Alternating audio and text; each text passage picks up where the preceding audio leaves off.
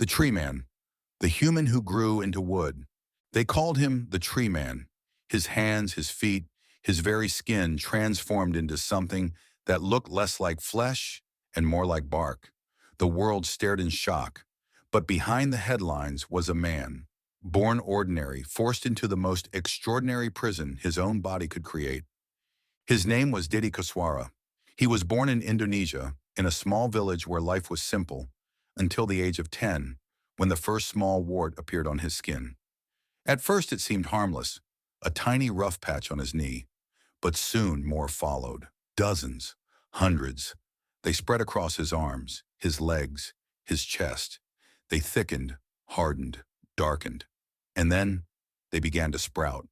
Keratin, the same protein that makes fingernails, poured uncontrollably from his skin. The warts fused into long, twisted growths, curling like roots and branches. His hands disappeared beneath thick, heavy masses. His feet became heavy stumps, each step a battle. By his 20s, Dede could no longer work. By his 30s, he could no longer even care for himself.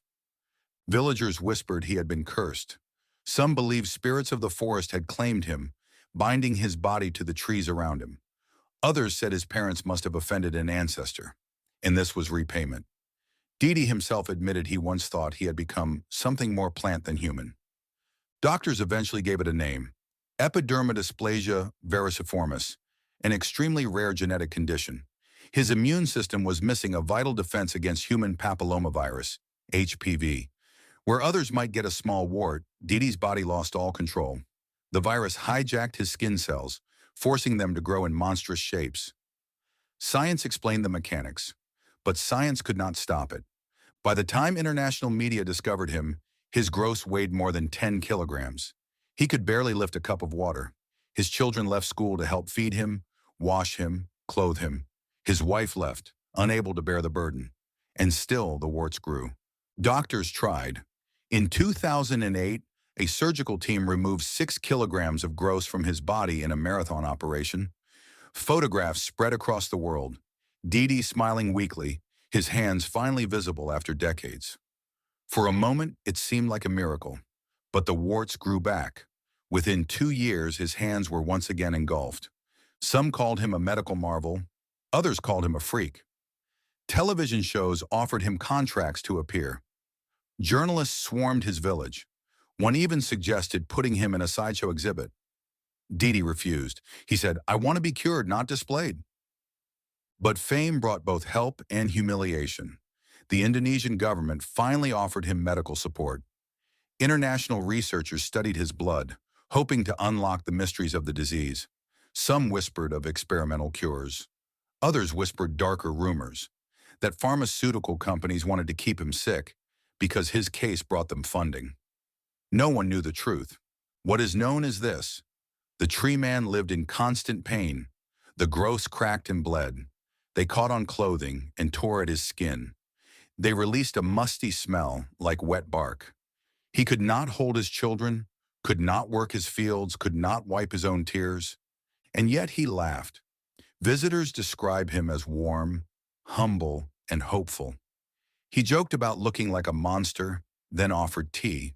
He said he dreamed only of living a normal life, working, supporting his family, being left alone.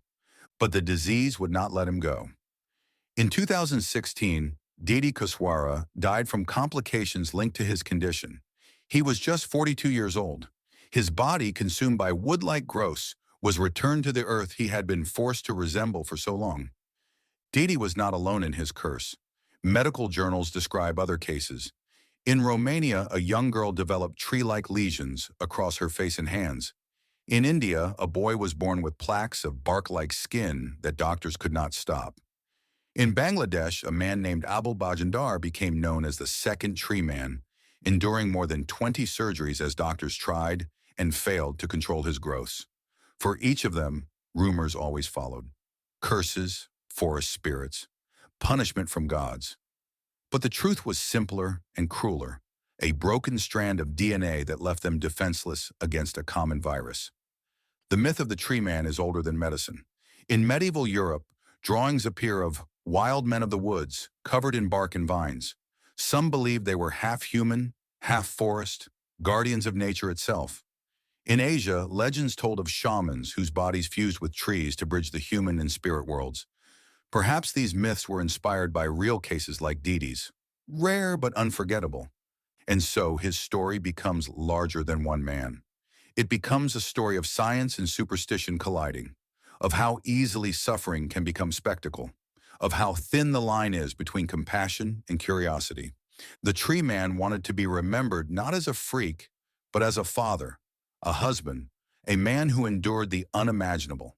His tragedy is a reminder of the fragility of our bodies and the resilience of the human spirit. When you see the pictures of his hands, gnarled, heavy, twisted into roots, remember that beneath them was still a man reaching out for hope.